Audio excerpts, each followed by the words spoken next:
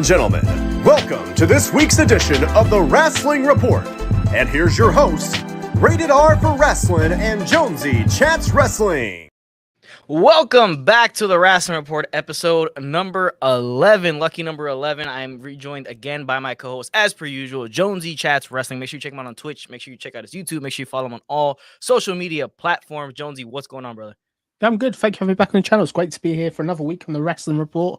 And the weeks are getting busier and busier, aren't they, as the weeks go? It's getting crazy. Yes, they are. They're getting quite insane. We saw what happened on Friday Night SmackDown. We saw the calamity that happened on Dynamite, Raw, and Rampage. Few things to get into. It's mostly going to be Triple H based. So, that's going to be the encompass of the entire episode because so much Triple H has been doing and so many things that we could actually watch a Monday Night Raw and afterwards be like, oh, that's a pretty good Monday Night Raw, which we haven't been able to say in years. Is that right, Jonesy? Yeah, I agree. I think a lot of the stuff has been really, really good. Like, it's just great to see a new approach to the project, so to speak. I think at least we're not seeing rematches, new people getting pushed, and it's almost a bit unexpected. A lot of stuff we're seeing at the moment, you have to watch kind of every week again, which is nice to see. I haven't felt that way in a long time, to be honest. Neither have I. I mean, WWE's been kind of rough for a while. I know I say this every week, but I'm working on a video because I am working on a lot of videos at one time. But I'm working on a video talking about this current stuff and will Triple H's success that he had in NXT transfer over to the main roster and stuff like that, and how that's going to work out, especially with the new management. It's a new era in WWE with Stephanie and Nick Khan at the helm, and Triple H is the head of creative. So it definitely feels much more different. Now we'll get into Triple H aggressiveness soon. That'll be one of the topics. But the first topic we're going to cover is obviously the biggest one. Karrion Kross returns, and he's immediately thrown into the title picture, as it seems, because he would go on to attack Drew McIntyre and go, stare down inside, outside the ring with the champion Roman Reigns. Now, my only issue with this, Jonesy, is the face that Roman Reigns makes in response to Karrion Kross is like, who the hell are you? Kind of like belittling him. So I know it's Roman. It's just the way he is. You can tell it's just his natural way of being, but I think that hurts it a bit in terms of credibility. Yeah, I think you make a good point. Roman's not really fazed by that. Roman, in his history with supernatural opponents, hasn't really been fazed. When he faced the Demon previously, there was no reaction to supernatural. It's an interesting placement. We said last week that Karrion Kross will be back. Great to see that pay off. So that's another thing for the Rasslin Report we got right. In terms of his return, great to see him back here. But what an interesting placement. We've got this feud between Drew and Roman. And for him to come back in the middle of it, it's a strange placement. But I'm really looking forward to seeing what he does and what his role is within this feud. It's gonna be interesting, and I think he's a good promo when he goes into the kind of style promo that he's good at, right? I don't want him to venture out of that kind of right now. In terms of if he was in the mid card, I could see him experimenting with different types of promos and ways he cuts them and stuff like that. But if you're in the main title picture, I think you got to keep it the way it is. Stay with what you do best because it's the biggest feud, and you don't want to look lesser than when it comes to Roman Reigns because that kind of comes by default nowadays. But I got to Karrion Kross. I said this as well. I tweeted this out. Like the individuals that have returned and have gotten pushed during this short time that we've had with Triple H there, you have Shayna Baszler being pushed, Ciampa being pushed. You have Kross coming back, Io Sky coming back. You have Dakota Kai, Bayley coming back, Naomi and Sasha possibly rumored to come back as well. If Keith Lee never signed with with AEW, he would be in a title picture as we speak. I truly and honestly believe that Keith Lee would be right now in the title picture, or him and Karrion Kross vying for who gets the champion after Clash of the Castle, something like that. I just think if he never would have signed, this guy would have been in the main event picture right now in WWE. Yeah, I agree. I think you make some good points, particularly regarding Keith Lee. It's interesting to see Triple H going back to the NXT talent to bring him back in and such. But I was really, really happy. This is the way that Karrion should have been booked when he first came up last year, if that makes sense. So I'm really, really happy to see his placement. It's nice to see Drew be the one that gets attacked. It's something different. I'm interested to see how Roman copes with the whole sort of killer Karrion Kross doesn't sell. That's going to be an interesting element. But for me, I'm not too sure where this is going to go. Like, obviously, they want to get the belt off Roman, I believe. Like the Raw title, they want it to be on TV every week. Roman has a limited schedule, which kind of probably prohibits that to a certain point. But I was happy to see this. It was great to have this talking point coming out at the end of SmackDown. For me, SmackDown was just an okay show. But when we got that, you wouldn't sit thinking, I have to see next week, which is what it's all about, really. Yeah, definitely. Like now it's the building. So where does he fit in during this whole Clash of the Castle situation? Because we know Drew's got the shot. Is this just a way to have Karrion Kross and Drew go at it until Clash of the Castle, just so Roman isn't on TV every single week? Or will he straight up go at Roman next week or on Raw or on SmackDown? Because God knows if the brand split's still a thing or if it isn't. Will he go on Raw and SmackDown? Will he, challenge Roman Reigns on the spot? Will he get into a scuffle with Roman Reigns? What do you think, Jonesy? What do you think is going to happen with that? Do you think it's just kind of like just so Roman doesn't have to be on TV so much? I think maybe it's obviously another element. It's a feud straight away. So if Drew does win the belt at Clash, it gives Drew another opponent instantly to fit. But the way Kara was crossing down, like staring down Roman as well, that's kind of a bit interesting. But the only thing I'm worried at the back of my mind, I'm hoping he hasn't been brought in to take the pinfall in this match because Roman can't be the one getting pinned. That's what I'm really hoping it's not going to happen. But it's an interesting antidote, and let's just see where it goes. I think if we're going to be getting shots like this every single week, I'm not saying we'll get this every week, but most weeks, you're going to be one of talking. I'm going to put another one out there as well. Look for Johnny Gargano to come back as well. I think that's imminent as well. Now, you say that, Jonesy, we've been on a run. You yourself have been on a run of predicting, especially on the Rasslin report. You've been right a lot recently, right? A lot of these signings. We talked about Karrion Kross last week, right? So we talked about other individuals. You said Bayley was going to come back on Steve's channel, SCW. Make sure you check out SCW. You said Bayley was going to come back at SummerSlam, which she did. You've been called the Becky Lynch face turn, called the Ronda Rousey heel turn. Yep. You've been a bit lucky, really, to be fair. I don't obviously have any inside info. A lot of it is kind of probably just my own gut feeling and where it's going, but there's certain stuff you can just tell the way the product's going. But for me, this was a really, really good way to create that interest. And the fact you've got Karen coming in, I'm interested to see how Roman copes with that, because Karen doesn't really sell. Roman doesn't like giving anything away. So let's see what they do with this. But I'm excited. That's for sure. I mean, you've been calling him, so like put it in the books. You heard it first here on the Rasslin Report, episode 11. Johnny Gargano is going to return sometime soon to WWE. I think we see that in the cards and in the leaves, so to say. So I think it's going to happen as well. But Jonesy said it first. So when we come back next week and if he has debuted, you heard it here first. I have previously said the Bellas were going to come back on a tag title, which was totally wrong. But you can't get everything right. But I think Gargano's WWE has to happen. The reason why he hasn't gone to AEW yet, and the avenues there. Triple H is back in control. Gargano and WWE, it's got a nice fit to me, and it's got to happen soon. To be honest with you, for the stuff that you've predicted that hasn't happened, most likely what happened, Vince just kind of had the idea and scrapped it. That's what I'm going to say. Vince had the idea, night of, he scraps the idea and it's done. So you're probably going to be right on that Bella Twin stuff. He probably scrapped the idea. Yeah, maybe. Most likely. Nuben Co was in the chat. Good morning, Radar and Jonesy. Good morning, brother. How you doing? He says, how are you doing today? We're doing great. And today is his birthday. So happy birthday to Nuben Co. It says 1991. So how old would that make you? Happy birthday. So 6 years younger than me, probably. There you go. Yeah. So that would be 31, maybe. If my maths is right. I think I think he's 29. I don't know. My math is pretty bad. I have been out of school for a while. Math is pretty bad. Happy birthday, man. Hope you enjoy. Thank you for joining us. He goes on to say Drew McIntyre is going to be the one to get pinned because USA Network is desperate to get the WWE title back. That's interesting right there. So he's saying USA Network, meaning Raw, want to get the title back on their program. It's odd, man. It really is. I know there's on two separate networks. It's kind of strange because there's kind of a brand split, but there really isn't. It's really weird. To be fair, you can't really blame the USA Network. The world title should be available every single week. If it's not, then that's your main sort of tool or prop in wrestling to a certain point. So I agree with that. The fact he says that Drew will be the one that gets pinned, I'd be going along with that. The only trouble I have with that is this is in the United Kingdom. This is a homecoming for Drew McIntyre. The fans will absolutely crap on that if Drew's the one that takes the pinfall. Another thing we've got to mention as well is how does Theory fit in with all this? Can Theory cash in on one of them? That's the thing. I don't know how that's going to play. And it's very exciting, really, at the moment. Well, maybe we get a Theory cash in during the match, turns into a triple threat, and that's how he gets pinned by Roman or something like that. Because it seems like Theory's push is kind of die off a little bit. I don't think he's going to be as main event as he is currently under the new regime. I think Triple H wants to kind of move him to the side a bit and bring in back those NXT talent that have been overlooked when they were there by Vince. I honestly, that's what I think. But that might be the best bet. I don't think Drew right now, in his current iteration, is the guy to beat Roman.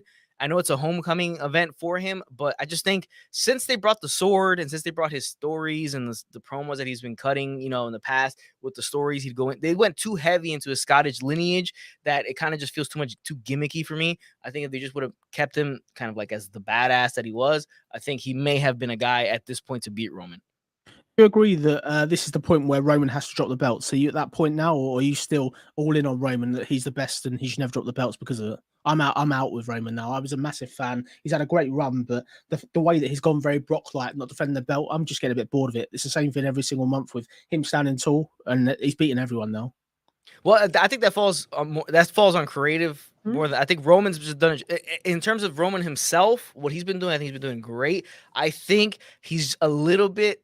I say it's a lot. I think he's just too good right now that everybody else is lesser than when they get up to him. It's just like I said, when him and Cross had that look, they were staring at each other. The face that Roman made the entire time Cross was beating up Drew McIntyre on the outside of the ring and standing at the ramp next to Scarlett was just like, dude, who the hell are you? I have no idea who you are. So kind of dismissing him completely. And I don't think that's a good look for whoever's facing Roman if he continues to go that route with it.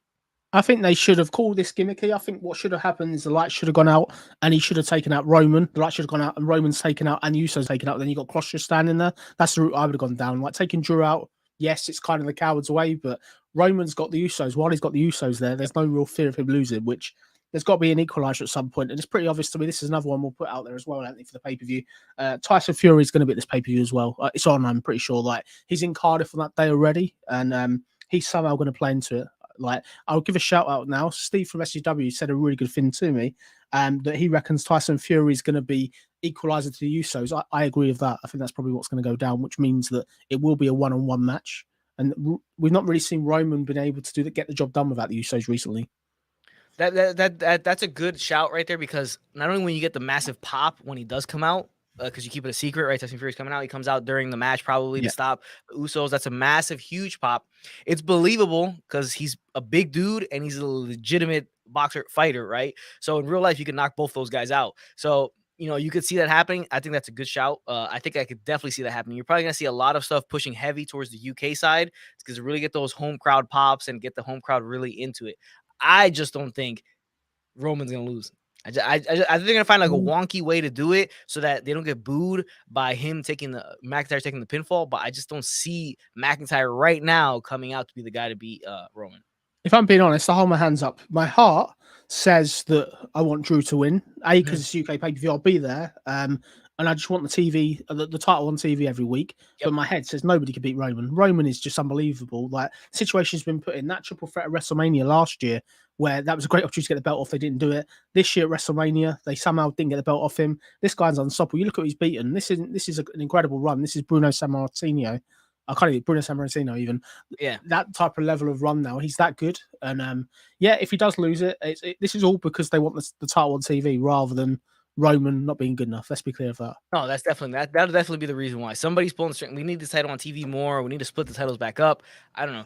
The whole brand split thing is a convoluted mess at this point. So but let's get on to the next topic. And is Ciampa getting pushed? I touched on this earlier. We have Shayna Baszler getting a little bit of a push now. We have Ciampa getting a push in the mid card. Now, I did like the promo they had where they were showing the lineage of the U.S. title and showing the past champions. So it gave it a little bit of importance. And I think with Triple H at the helm, maybe started to put a little more importance on those mid-card titles, which is something that WWE's been needing for decades. I agree. I think that video package on Raw was very fantastic. I'm loving the way they're making these titles feel important. I think Ciampa's a great shout. I really think if they need to go all in on Ciampa now, they gave him such a good job last week in that dream match with AJ Styles. He has to beat Bobby on Raw this week. I think what's the point of it if not? I think hopefully he'll beat Bobby and he'd be a great United States champion. Let's get Bobby Lashley back up to the main event level where he was before because he's good enough and he's over at the moment. Yeah, he definitely is. And he's a guy. I mean, could you see him beating Roman, or could you see him, just beating whoever the champion is? I could see him being whoever. It's just I gotta see him how he is in promo, in the one-on-one aspect on mic against Roman. That's where everybody seems to be failing at this point. Is that one-on-one? But Ciampa's getting pushed. I mean, we saw Ciampa come up. He lost the Tommaso part of his name, so it's just Ciampa. Maybe he gets it back. He was doing the stuff with the Miz and Logan Paul. He was kind of just being Miz's lackey. So this may get him out of that situation. We still may see him doing stuff with Miz just to keep continuity alive.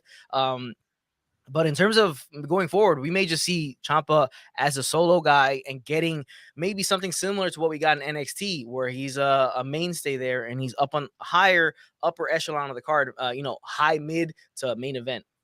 Yeah, I hope so. I think the thing with it is he's got some fantastic ability. It's great that he's getting this run. He just has to dodge the Miz now. He doesn't want to be the Miz's lackey. He Yes. should be on his own. And this all plays into Johnny Gargano coming back, I think, because that's something they've got to do.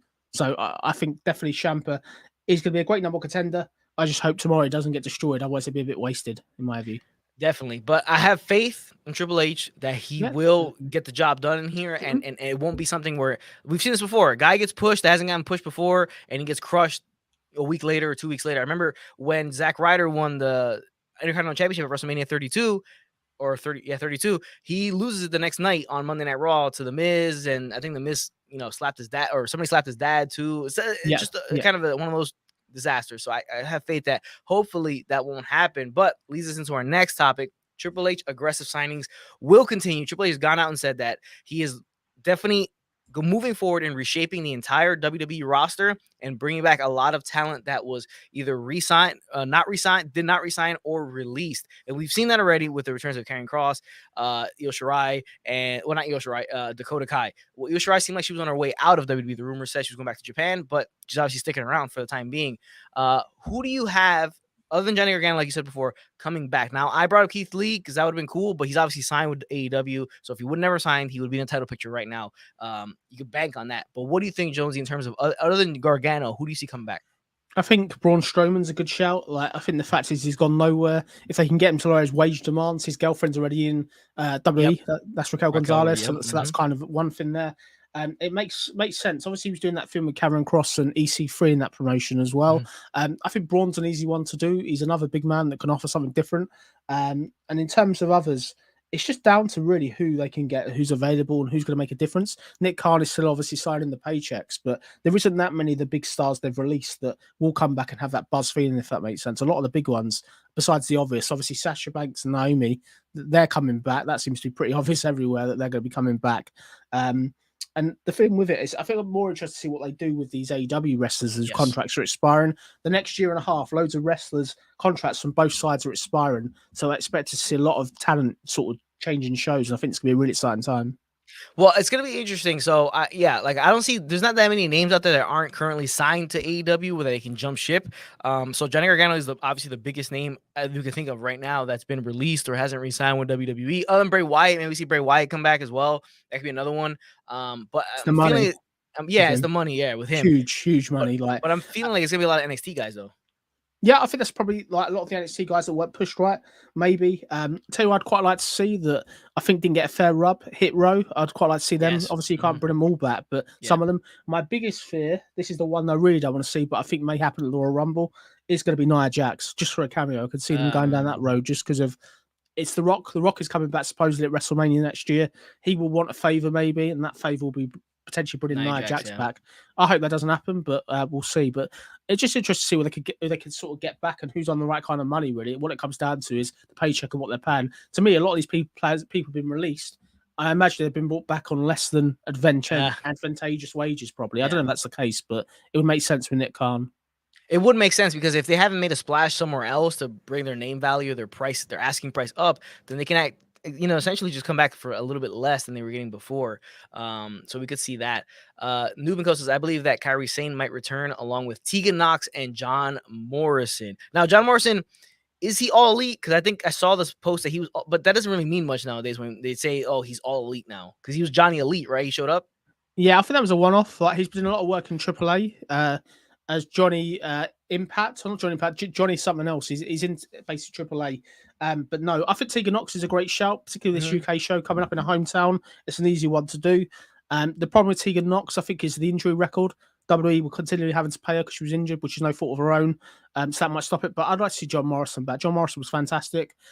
When you look at the people they've released as well, quite a few people never really actually made it. You've got people such as Killian Dane that I quite like, never really got a fair look in.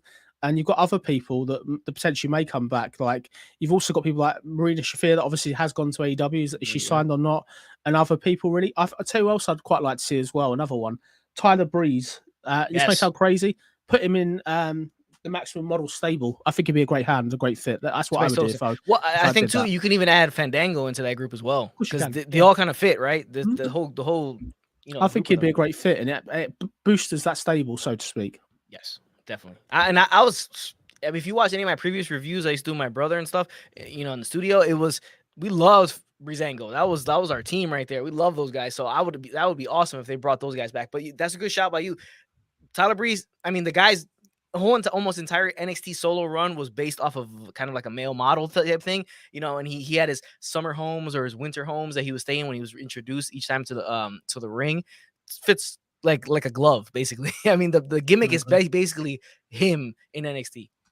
No, I agree. I think the thing with it, when you look at all the people that have released, the ones that haven't gone to AEW, you are kind of left with the rest of them. But it's great to see people get their jobs back. I hope they do well. And I'm interested to see how they the main thing I'm interested in is how NXT goes back to black and gold, because that's what I think they're going to be doing. And I think that'll be really fun to see. Yeah, definitely. It would be awesome to see. Now, John Morrison is an interesting one because he was just running around with the Miz the whole time he was in the main roster when he made his comeback. It's just you're dying to see kind of him as a solo in WWE and how it would kind of play out. Will he be able to make his way to the top of the card? It'll be interesting because he's one of those guys who's kind of like enigma. You know, you don't really know what he's really capable of in WWE with the right booking behind him. Is he a top guy? Is he of like an upper mid card? Or is he just kind of what he was in his last run? It's a really interesting take in terms of John Morrison as to what he actually is if he has decent booking behind him. I agree with you. I think you made some good points, and he's definitely one I forgot about that I'd love to see come back, because he was very loyal to WWE, but he had years there where he'd been mistreated, and he's entertaining. Like the work he did with Bad Bunny last year was really fun. And it's the only place where he doesn't have to have a tacky name is John Morrison. Anywhere else is Johnny this, Johnny that, Johnny this. I know that's his thing, but I think it's the only place where he doesn't need like a tacky name like that. But you know, that would be extremely cool to see John Morrison back in WWE and see where things can go with that. I mean, it's interesting. It really is. Now it's just like it's interesting because you think about who can come back, but the AEW contracts are very, very ambiguous. You don't really know who signed to what, how long guys are signed for. It's very odd the way they're really secretive about, or really like deceptive about the way they have that going on there. And it's just like you don't know if this guy signed. Tony Khan came out and said, "I've got guys signed for 5 years, so anybody talking that they're all going to jump ship." I mean, think twice. But who are these people that really are signed to long-term deals? Because we never really heard much of anything when it came to that. They always come up with, this guy's all elite, this girl's all elite, and then you don't see them for months on end. So the all elite thing doesn't really mean much anymore when they put that picture up. I guess it isn't. Like, I think the thing is with it is you're looking at people like Adam Cole, people that recently jumped ship to AEW. They're the ones that I expect to last the course. People like obviously MJF, his contract's coming up supposedly. That'll be a bidding war certainly, and it'd just be interesting to see who WWE goes to. Like if somebody like Wardlow came up, I'm pretty sure WWE will be all over that. Even with Vince gone, I think they'll be all over that. But what AEW really need is, rather than sign these people that are released that WWE don't want, they need somebody again like the level of a Cody Rhodes or someone that WWE wants to keep, that both companies want, to try and get them back over. But for me, AEW have got such a good roster anyway, particularly the main event scene with CM Punk, Kenny Omega, Bryan Danielson. It's just insane. And when you've got MJF and stuff, they just need to sort of boost the women's division for me. If they could get the hold of one of the top women in WWE, that would really help, to be fair. Yeah, that would really help. But the problem is like WWE, for some reason, it seems, you know, obviously you know why, but how talented they are. It's what they can't. I don't think they would pay. Not that they can't afford, but they won't pay the asking price for a lot of the top WWE women currently, because they've got to do it though. They have a ton of leverage when in terms of like how much they're able to make, because there's such big stars. I mean, you got Becky Lynch, you got Sasha, you got Charlotte. You know, those individuals, if they were to jump ship, I don't think AEW would even want to try to match that asking price. Maybe not, but then you got to make it depends on what Tony values more, either the men or women. For me, WWE's women are far better than AEW. Yes. But for me, the men's AEW world title picture is far better. So it'd be nice to get a balance, but it'd be interesting what they kind of do with this. But AEW don't really help themselves with the women. They had a chance with Dina Perazzo where she did that tryout and it didn't really go so well. People like that, you're necessarily trying to get like permanently, I'd say, because she's good enough. And people like that they're missing out on that are available. Yeah, I mean, that definitely the fact that they value the men's wrestlers, you know, in terms of storylines, because the women, it's like a couple storylines here and there, but it's very, very barren. Other than that, there's not a lot going on in terms of the women's divisions. A lot of one-off matches here and there. It's you're either Britt Baker or you're Jade Cargill, and then everybody else kind of just, even the champion, Thunder Rosa doesn't really feel that important. It's the star there is Britt Baker and Jade Cargill, and everybody else kind of you're playing with little puzzle pieces at that point, trying to make things work. But you know, I just don't want to see Triple H sign a ton of people because, like, I've had my issues with the AEW roster in terms of how many people they actually have because so many of them disappear. And that's my problem. They don't have enough TV time to showcase everybody. And it's the same kind of situation when WWE bought WCW. You had all these guys coming in, about 30 superstars coming in, and you have not that much TV time to feature everybody. So television time is like gold in terms of wrestlers in companies, how much television time it's available and how much television time they'll actually get. I'm not a huge fan of the way AEW handles logistically their roster, so I hope Triple H doesn't bring in so many people that they have the same kind of issue. I agree. I think if WWE got to be really careful, or Triple H got to be really careful, particularly the fact you've got NXT 2.0, the gold, and not the black and gold, the new NXT 2.0. The colorful one, yeah. Who are they going to take from that? For me, the only thing that's tangible out of that whole thing is Braun Breaker. That's the only thing to come out of the whole thing. And when you've spent however long on it now, it's not very good, is it? We haven't got the next Walter. We haven't got the next Drew McIntyre. We've got nobody coming out of that at the moment, which is a shame. But let's see what they do. That it's just down to whether WWE changed the target of people they want. Obviously, they've gone for Olympians. They've gone for these people that look like athletes instead of people that are independent wrestlers. Let's go back to the well and go for the independent wrestlers. That you could teach them how to be charismatic. You can't teach someone how to wrestle that can only do a promo. That's all I would say. Now, a guy like Brian Cage, right? He would never fit in AEW to me. I thought he was always a WWE. That guy was WWE. I thought he was going WWE. I thought he was set for WWE January this year. I thought he was going, but he's another one that I totally forgot about. Is he injured? You don't even hear anything. I don't hear anything because it was a Team Taz has been officially dissolved, which thank God. But ever since that whole kind of falling out between him and like Ricky Starks, I think it was that storyline, he just kind of disappeared after that. After Ricky Starks took the title, the FTW title off of him, I think he's been gone. That's a massive big name that would be that I could see WWE trying to get, even with Vince gone now. The same with Buddy Murphy. He's another one that's doing nothing in AEW that WWE didn't treat particularly well, that could come back at some point, which I'd like to see. Definitely, yes. Now, saying in the same vein as AEW, what you got on the AEW reality TV show? Okay, so AEW this week have announced they have going to have potentially a new reality show. The company's got a trademark called All Elite Women. It's not really clear at this point if it's going to be an all-women's television show, some sort of streaming show or reality show. Obviously, when Cody Rhodes and Brandy Rhodes departed, the Cody Rhodes show obviously stopped. They are thinking about doing some sort of show that details the life of Sammy Guevara and Tay Conti as others. And you may get something a bit like Total Divas with Bryan Danielson and one of the Bellas potentially. They're kind of looking at that, but this is something they're doing. AEW want to appeal to the masses rather than just wrestling fans, it seems, at the moment. Now, if Brie Bella were to appear on there, would she lose her legend status in WWE? Like she's currently signed to like a Legends deal, I assume, right?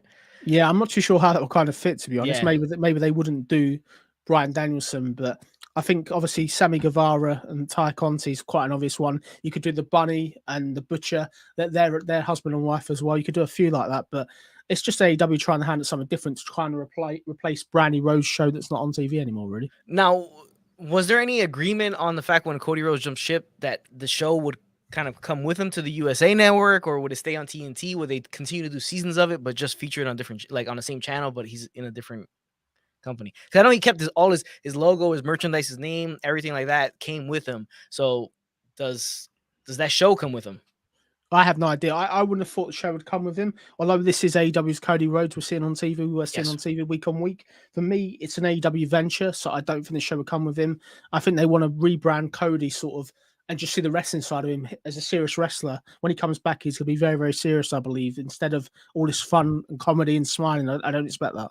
I do think though that the game show he was on stays with him. Like he's still allowed to do the game show. I think that the big show, whatever it was called, the big show. That must be some sort of negotiation. I'm sure Cody wouldn't have come over unless that was agreed. Because that's probably not an AEW venture. It's probably just like they're in the same network. They just put him on there as a person. Yeah, it makes sense there. I'm not too sure how that would fit with USA Network, whether they'd be happy or not. But to get Cody over to WWE, it was such a big sign at the time. I'm sure WWE would have just surpassed that, really. Yeah.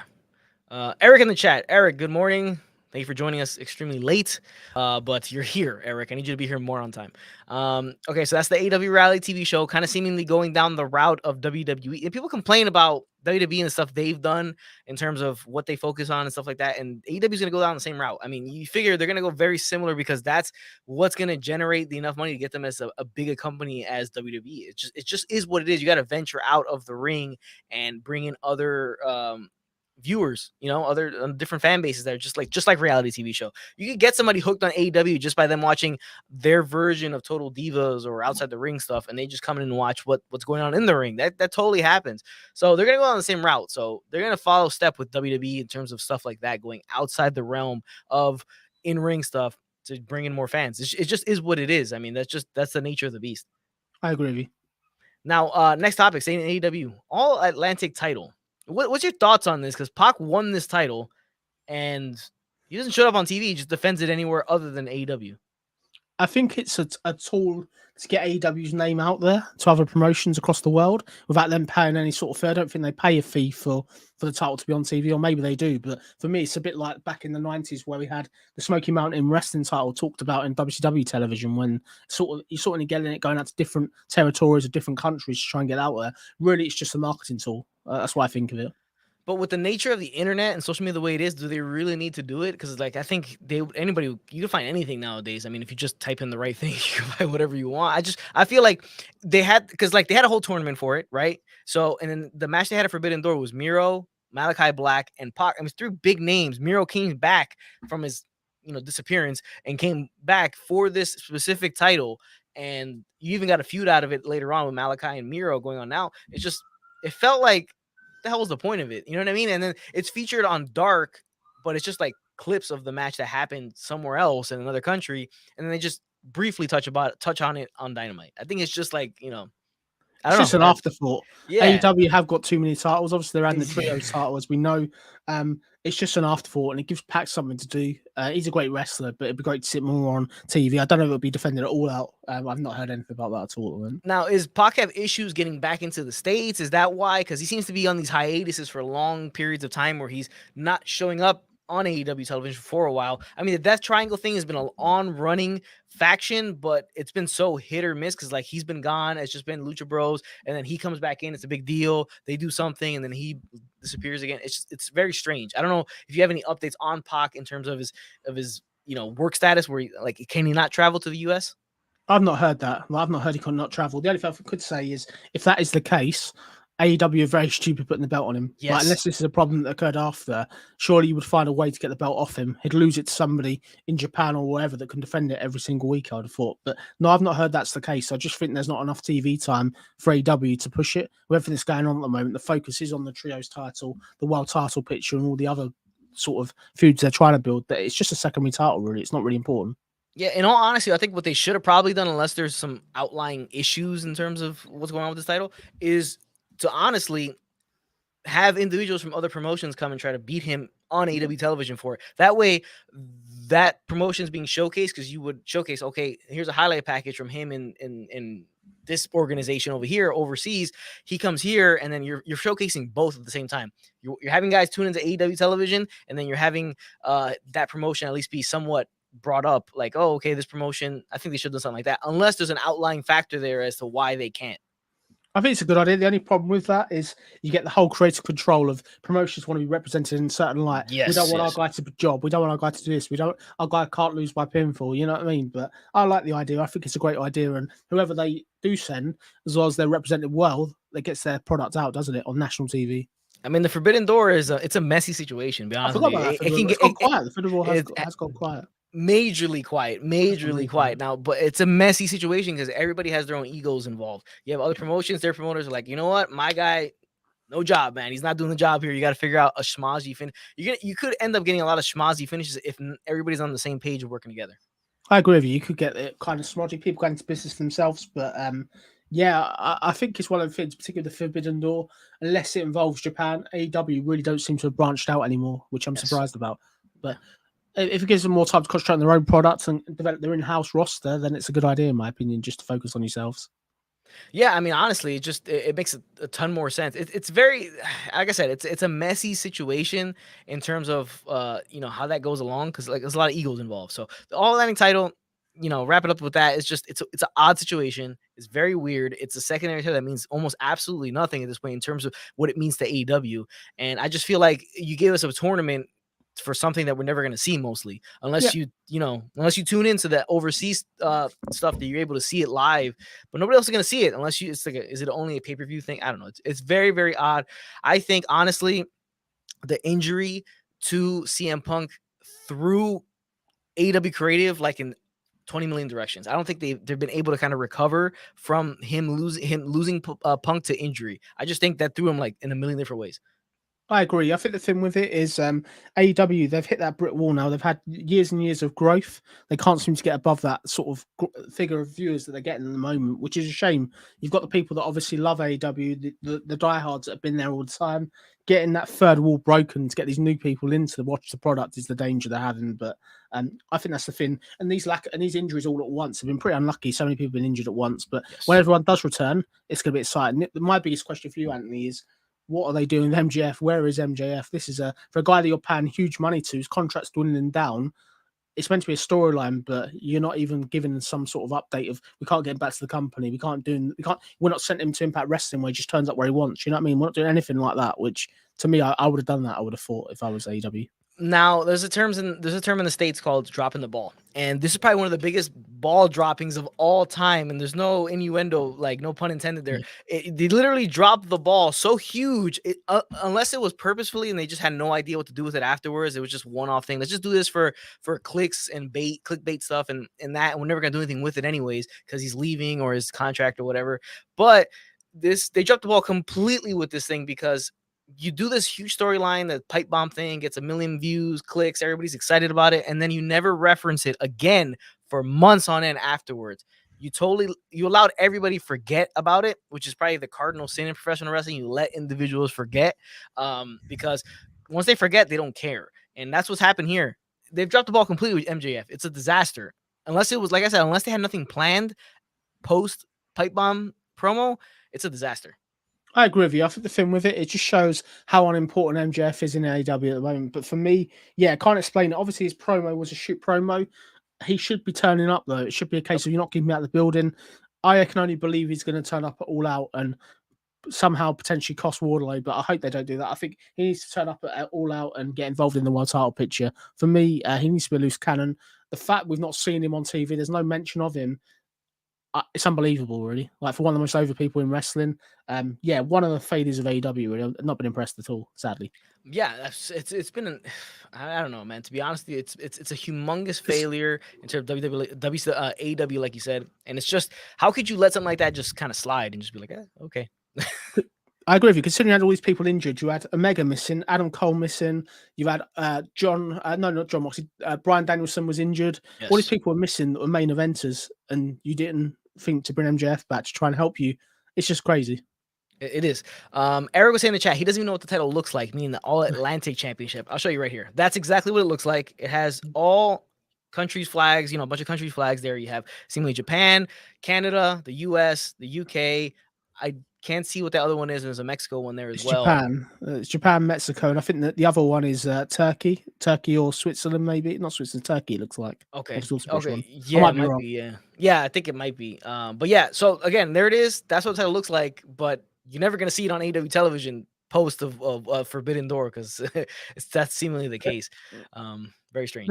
Let's be honest with it, though. It's as unimportant as the European title back in the 90s. Yes, it's got that exactly. It's just totally, utterly unimportant. Like the Intercontinental title, it's exactly the same. Yes. Both are similar. Funny. Sorry. Well, and it's exactly you're right. It's exactly that, but maybe even less important than at least the IC titles on SmackDown next week. Yes, exactly. Yeah. It's just something for Pat to do, which is just. But there we go. Move on. That's what it is. But staying in the funny vein, we have this WWE's new Vince shirt. Now I saw this on social media. They came out with a new shirt, and it was posted by WWE, but it's taken off the shop already. Yeah, I'm surprised. Because if you search Vince new shirt on Google, you'll see a new shirt's there, and you click on it, and it takes you straight to the WWE shop, but nothing else. There's no mention of Vince after that. Yeah, absolutely ridiculous. So the shirt basically has got the advertising. It was on Facebook. There's a photo of Vince McMahon with devil horns. It reads, "If people think I'm an arsehole, congratulations, I am."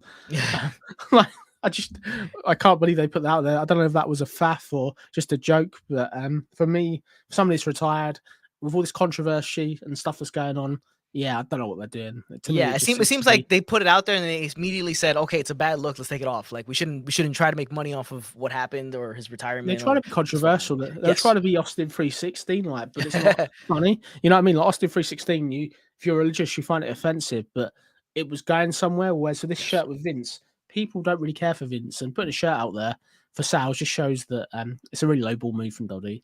It really is, and I see why they took it off so quickly. Because, Yeah. like I said, I saw it on social media, and you search it now, and it's just like, okay, it's like it's disappeared because you have a direct link to shop WWE shop. When you click on it, all you see is just other stuff. I was going to hunt around Cardiff at the pay-per-view for the shirt. I was going to hunt around trying to find it, but no, you may see it at the event, like in the merch table. You may horrendous. see it there. It wouldn't surprise me. Horrendous. Like the style gets torn apart probably by people. If you do see it, Jonesy, if you do see it, you have to buy it and wear it on the next episode of the Rasslin Report after Clash of the Castle. It has to happen. It has to. If you see it there, you have to get it, and then you have to wear it on the next episode of Rasslin. Yeah, I don't know if I don't support Vince's sort of. Let's be fair, anything that's alleged, I don't actually support. Like I think some of the stuff it's just out of control. But yeah, it's just a mess. I expect more to come out about this sooner rather than later. It makes you wonder why Vince went so quickly. There's more to come out, surely, and it's probably not going to be good. To be honest with you, I think that was the whole reason as to why he retired so quickly. I think it's honestly just it's a corporation, so I think it's honestly an agreement between all board members involved. And look, if you step down and say you retire, we won't let any other information come out. We won't dig any further. Everything will just be kind of brushed underneath the table, and nobody will hear anything about it.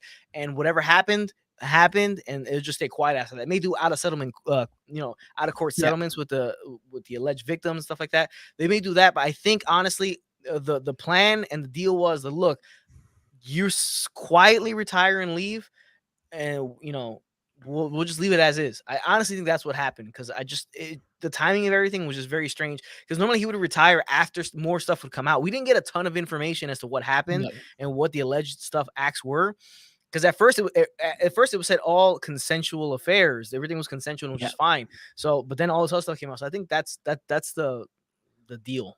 I think the finish that's interesting is obviously he's paid all this compensation, supposedly either out of his own account or the company accounts. We don't really know. Yes. Surely the hush money is paid. I don't get how these people can then speak.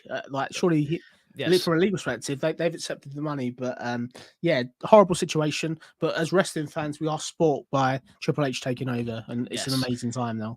We could see something as bad as that, whatever was alleged and done by Vince McMahon and him retiring, but we're spoiled in the fact, like you said, we got Triple H now kind of running the creative, and we've liked it so far. So Eric goes on to say, so safe to say that WWE is having a better summer than AEW. What do you think about that one? I think they are. I think that obviously SummerSlam was a good show. Yes. Raw this week was good. SmackDown was good. You're not going to be able to do this every single week. This isn't the Attitude Era, but you're definitely going to be able to do this at least once or twice a month where you put out these shocks and the storylines get better. We're not quite there for me. There is still certain stuff like when the Usos and Roman turned up yesterday in the car park and the parking lot. That type of backdrop is where you need to be seeing people get attacked, in my opinion. Yes. I don't know if you agree. Obviously, as an old school wrestling fan, back in the day, you would have people be attacked. You'd get a car door slammed on somebody. You know what I mean? Yes. I know it's dangerous, but use your backdrop. Use the whole of your location to your ability, I'd say. Well, funny you bring that up because on AEW Dynamite, we saw Jungle Boy do something similar where, you have Christian in the parking garage, like loading dock area. He's cutting a promo, and all of a sudden a car races in. He has to get out of the way, and it's Jungle Boy getting out of the car to kind of fight and try to attack him. I think they should have went with like a scuffle rather than him being just immediately grabbed by security. But we got a little bit of a scuffle later on. But yeah, no, I like that. I think use everything, use catering, use locker rooms, use offices. Like we used to see William Regal's office all the time on SmackDown, and Raw. Before when he was general manager or whatever, we see that a lot. You see Bischoff's office when he became WWE, all that stuff. Use everything you got. Use concession stands. Use whatever you can to kind of get the point across and have scuffles happen, backstage stuff. That was always fun. You want to make every promo must watch, regardless of what's being said, and like not knowing what's going to happen next. I know you haven't got a tag team to take out the Usos. We knew that Karen Cross wasn't there, but Drew turning up. Drew should have I know Drew's kind of a baby face, but him squaring up to Roman, why not do that? You know what I mean? It's just a classic thing that I think's missing, but I agree, Anthony. Hopefully we'll see more of that, but this is the beginning for WWE and Triple H, so let's see what they do. Well, Eric will go on to say here, NXT has the most dangerous parking lot in wrestling. This is totally correct. We saw Santos Escobar when he first came up in Legado Fantasma. They were abducting guys in the parking lot. I mean, everything that goes down in NXT happens in that parking lot, the infamous parking lot. It's so much stuff going. I honestly think you remember when they had the Sheamus Jeff Hardy thing, and he supposedly ran somebody over, and it was like Yeah. set up by Sheamus. I think that happened in the NXT parking lot as well. The Performance Center parking lot. Very interesting. That's the most dangerous parking lot in professional wrestling by far. I agree with you. I think it's definitely the most dangerous sort of park of wrestling, but they've got to do stuff like obviously back in NXT we had Karrion Kross throw a fireball at Keith Lee. Let's see the unexpected week on week now. So you get to the point of you don't really know what's coming next. That's the greatest part of wrestling, I think, for me, instead of just predicting everything that's going to happen. Definitely, yeah. I'd rather everything feel kind of fresh and unpredictable. Like you have to tune in because like I don't know what's gonna happen. That's the type of stuff that you really need out there, which AEW tends to do a lot better currently than WWE does. All right, last topic, and it's the retro topic of the week. And the question is, would current Roman fit in the Attitude Era? I was thinking about this overnight, and for me, yeah, he'd obviously fit. Can you imagine the feud between the Bloodline, for example, if we allowed the Usos as well, and D-Generation X? Yes. That's a money feud. That's a huge feud. If you think about the overness at the time, you can imagine the matches Roman versus a prime Stone Cold Steve Austin. The promos, oh my God, they'd be amazing. Prime Rock versus Roman Reigns. Yes, please. Prime Triple H and Roman Reigns. I think it'd be great. And for me, I think it'd be interesting. Do we think he'd be as dominant? That's the $1 million question.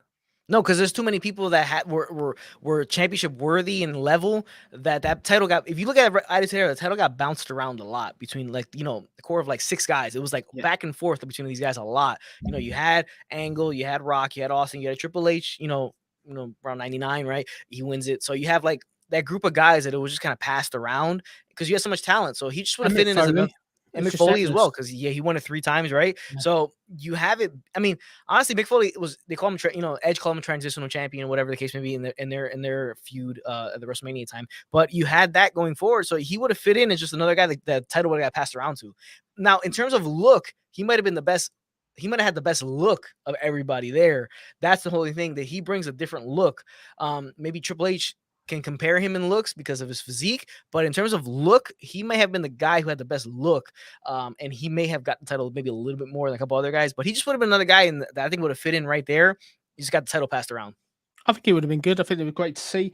And if they were doing this, say we had a Roman Reigns that's as dominant in the Attitude Era, we would have had a King of the Ring tournament where the winner would eventually beat Roman Reigns, and the person that won that, you would believe you'd be getting behind that journey. You know what I mean, for that defeat. But it's a fascinating sort of flashback when you look at that. I know it's not retro exactly, but putting Roman Reigns, that it probably is the greatest thing in wrestling at the moment. In with that roster, the dream matches would just be endless. Like I can imagine a Angle Roman Reigns dream match. It's just I could go on and on. There's so many different dream matches that would be fantastic. And yeah, Roman for me, he's fantastic. As I say every single week, we need to get 3 or 4 people at that level. Yes, I know it's maybe not possible straight away, but how can there be the next Roman Reigns, the next John Cena, next whoever, unless they're going to be pushed right? And with how long he's been champion, they've had the time to build at least one person to be able to take him down. 3 years, and they haven't been able to build one person legitimately enough that you had a fear that it might happen. The only person that actually gave you some type of fear was Brock Lesnar, but he's been around for forever, and he only comes in and he always felt like he always was break in case of emergency. We have nobody to face Roman at this big pay-per-view. We got to bring in Brock. I agree with you. I think the only time ever I felt a serious doubt of him was that triple threat against Daniel Bryan. Yes, and Edge, right? Yeah, that's the only time I thought, because it wouldn't be him that got the pinfall. But credit to Roman Reigns, it's been great. He's a world champion, but the minute he went to his part-time schedule, I switched off. I've got to be honest with you. I love the heel work, and they just need to go full circle, really. But getting the belt off him without him losing anything is going to be challenging. This is why you need to do a triple threat. Someone else has to take the pinfall. For me personally, the part-time kind of champion not always there. It doesn't affect me as much because I was never against Brock doing it either, because I'm more of like the NWA mindset, where it's like the traveling champion. He's not always there. He's maybe in another territory type of thing. I've always felt that, and I've always felt it's an opportunity to get the secondary titles feel more important. Can I phrase something on that point you've made? Yep. So I think it's a great point you make. I kind of accept that. If it was just one belt and we still had a title on SmackDown, I'd accept it. But when it's both world titles, and for them not to be defended on every pay-per-view and barely spoken about, like most weeks from WrestleMania, we didn't really hear much about it. That's where the problem is. Like the whole point of having a world champion is that he's there and present every week to do promos and who he's going to feud next with. Whole point of the Attitude Era was that Stone Cold Steve Austin would retain. You know the next night of where we're going for next month's pay-per-view. You know what I mean? He's there all the time. Well, I've personally always been against the 2 championships. I've never been a fan of that, like, because the brand split to me is like a unnecessary thing that you don't need to do anymore. I understand why they did it the first time, but for now they don't really have to do it any longer. They haven't had to, and it separates 2 titles that you didn't need to separate. It just, if you would have been one champion, like I said, I always say this: one champion for both shows. The show he's not on, the secondary title becomes the most important title on the show. It's just the facts behind it. I think that's just the natural consequence of that. You have 2 separate shows, right? If you have one title that reigns over both, you have an opportunity to build those secondary titles, and then that title becomes that stepping stone title again. Whereas this guy's been running the show on Raw because Roman's been on SmackDown this whole time feuding. He's US champ. He's been doing great. He seems like he's ready to make the push to take on Roman for that title. I agree. I think it's the same with the Intercontinental title. They've got to get people that win the Intercontinental title, United States title. This is an elevation tool. I mean, it's a prop, but it's an elevation tool to get them up the card.